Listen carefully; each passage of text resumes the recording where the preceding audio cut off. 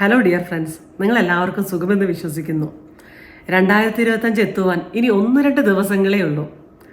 Wishes വരുന്ന സമയത്ത്, new ഇയറിൻ്റെ ആശംസകൾ വരുന്ന സമയത്തും നമ്മൾ പറയേണ്ട സമയത്തും ശ്രദ്ധിക്കേണ്ട ചില കാര്യങ്ങളെക്കുറിച്ചാണ് ഇന്നത്തെ വീഡിയോയിൽ പറയാൻ പോകുന്നത്. നമുക്കെല്ലാവർക്കും അറിയാം, വാക്കുകൾക്ക് ശക്തിയുണ്ട്, അത് സൂക്ഷിച്ച് ഉപയോഗിക്കണമെന്ന്. നമ്മളിന്ന് അതിനെക്കുറിച്ചാണ് സംസാരിക്കാൻ പോകുന്നത്. അപ്പോൾ 2025 പോകുന്ന സമയത്ത് ആശംസകൾ പറയുമ്പോഴും അത് കേൾക്കുമ്പോഴും ന്യൂ ഇയറിനെ കുറിച്ച് സംസാരിക്കുമ്പോഴും നമ്മളൊന്ന് ശ്രദ്ധിക്കണം. നമ്മുടെ വാക്കുകളെ നമുക്കൊന്ന് ശ്രദ്ധിക്കണം. നമ്മുടെ ജീവിതത്തെയും അതുപോലെ തന്നെ നമ്മുടെ കൂടെയുള്ളവരുടെ ജീവിതത്തെയും നെഗറ്റീവായി ബാധിക്കാത്ത വിധത്തിലായിരിക്കണം നമ്മുടെ വാക്കുകൾ ഉപയോഗിക്കേണ്ടത്. എനിക്കുണ്ടായ ചില അനുഭവങ്ങളിലൂടെയാണ് ഞാൻ ഈ കാര്യം നിങ്ങളോട് വീഡിയോയിൽ പറയുന്നത്. കാരണം നിങ്ങൾക്കും അത് ഹെൽപ്ഫുള്ളായാൽ അതെനിക്ക് ഒരുപാട് സന്തോഷമാണ്. നിങ്ങൾ ശ്രദ്ധിച്ചിട്ടുണ്ടാവും, പലപ്പോഴും ന്യൂ ഇയർ സമയത്ത് വരുന്ന മെസ്സേജുകൾ അല്ലെങ്കിൽ അതിനെക്കുറിച്ചുള്ള സംസാരങ്ങൾ ചിലപ്പോൾ വാട്സപ്പ് മെസ്സേജ് വഴിയാവാം, ചിലപ്പോൾ വീഡിയോസ് വഴിയാവാം, അല്ലെങ്കിൽ നേരിട്ട് കണ്ട് സംസാരിക്കുമ്പോഴാവാം നെഗറ്റീവായിട്ടുള്ള വാക്കുകൾ. അതായത് 2024 ഓൾറെഡി പോയി, മൊത്തം കഷ്ടകാലമായിരുന്നു, ഇനി 2025 അങ്ങനെ തന്നെ ആയിരിക്കും, അതിലൊരു സംശയവുമില്ല എന്നുള്ള മെസ്സേജുകൾ, ചിലപ്പോൾ വീഡിയോകൾ, ചിലപ്പോൾ വാക്കുകൾ. അതുപോലെ തന്നെ 2024 ഒരുപാട് കാര്യങ്ങൾ നടക്കുമെന്ന് പറഞ്ഞിരുന്നു. വന്നതും അറിഞ്ഞില്ല, പോയതും അറിഞ്ഞില്ല. അതേപോലെ തന്നെ ആയിരിക്കും 2025. 2025 എൻ്റെ ജോലി നഷ്ടപ്പെടുമെന്നാണ് പറയുന്നത്, പൈസ നഷ്ടമുണ്ടാവുമെന്നാണ് പറയുന്നത്. ഇതുപോലെ പറഞ്ഞതാണ് 2024 എനിക്ക് നല്ല സമയമാണെന്ന്. പക്ഷേ പ്രത്യേകിച്ച് ഒന്നും ഉണ്ടായില്ല, ഒട്ടും നല്ല സമയമല്ലായിരുന്നു. അപ്പോൾ 2025 അതുപോലെ തന്നെ ആയിരിക്കും.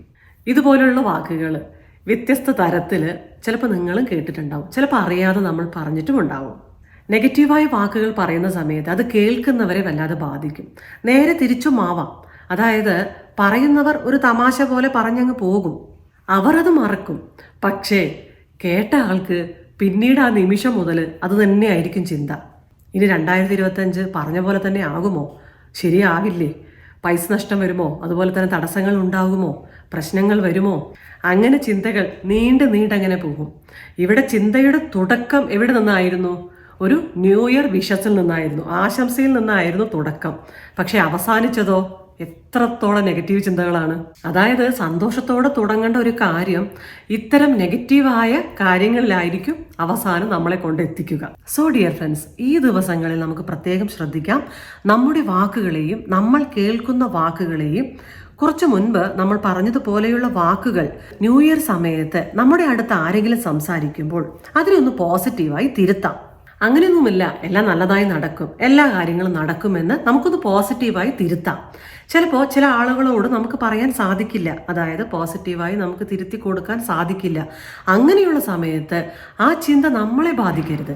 അതുകൊണ്ട് നമ്മൾ നമ്മളോട് തന്നെ മനസ്സിൽ സ്വയം പറയണം, എല്ലാം നല്ലതായി നടക്കും, ഒരു കുഴപ്പവുമില്ല, എല്ലാം നല്ലതായി തന്നെ നടക്കുമെന്ന് നമ്മൾ നമ്മളോട് തന്നെ പറയണം. ഇനി എന്തെങ്കിലും തടസ്സങ്ങൾ വരികയാണെങ്കിലോ നമുക്കതിൽ നിന്ന് മറികടക്കാൻ, ഓവർകം ചെയ്യാൻ ഉറപ്പായിട്ടും സാധിക്കുമെന്ന് നമ്മൾ സ്വയം ആത്മവിശ്വാസത്തോടെ നമ്മളോട് തന്നെ പറയണം, പോസിറ്റീവായി ചിന്തിക്കണം. ഇതൊക്കെ കേൾക്കുന്ന സമയത്ത് വളരെ നിസ്സാരമാണെന്ന് തോന്നും, പക്ഷെ ഇതൊരു സീരിയസ് ആയ കാര്യമാണ്. വാക്കുകൾക്ക് അത്രയധികം ശക്തിയുണ്ട്.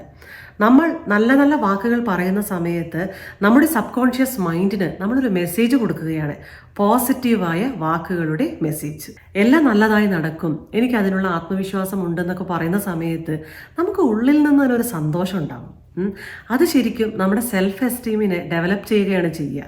മാത്രമല്ല നമുക്ക് തന്നെ ഒരു മോട്ടിവേഷനാണ് ആ വാക്കുകൾക്ക് നമ്മളെ ഇൻസ്പയർ ചെയ്യാനും മോട്ടിവേറ്റ് ചെയ്യാനും സാധിക്കും. ഒരു ദിവസം വരും, ആ ദിവസത്തിൽ എനിക്ക് സന്തോഷം കിട്ടും എന്ന് പറയുന്നതിനേക്കാൾ ഞാൻ ഹാപ്പിയാണെന്ന് പറയുന്നത് എത്ര സന്തോഷമാണ് പറയുന്നവർക്കും കേൾക്കുന്നവർക്കും. അതുപോലെ തന്നെ ആരെങ്കിലും നമ്മളോട് സുഖമായിരിക്കുന്നു എന്ന് ചോദിക്കുമ്പോൾ സുഖമാണെന്ന് പറയാം. നമ്മൾ പറയുന്ന വാക്കുകൾ വളരെ വലിയൊരു ഇമ്പാക്റ്റാണ് ഉണ്ടാക്കുക, അത് കേൾക്കുന്നവർക്കും പറയുന്ന നമുക്കും. അതുകൊണ്ട് നമ്മുടെ ന്യൂ ഇയർ ആശംസകൾ, വിഷസ് വളരെ സ്നേഹത്തോടെയും ഒരു ഹോപ്പ്, പ്രതീക്ഷ കൊടുക്കുന്ന തരത്തിലുള്ളതായിരിക്കട്ടെ. നമുക്ക് ശ്രദ്ധിക്കാം, നമുക്കൊന്ന് ഓർക്കാം, നമ്മൾ പറയുന്ന വിഷസ്, ആശംസകൾ മറ്റുള്ളവരുടെ സന്തോഷത്തിനും നന്മയ്ക്കും വേണ്ടിയുള്ളതാവണമെന്ന് ശ്രദ്ധിച്ച് ഓർത്ത് നമുക്ക് വിഷസ് ചെയ്യാം, വിഷസ് അയക്കാം, അതുപോലെ തന്നെ വിഷസ് പറയാം.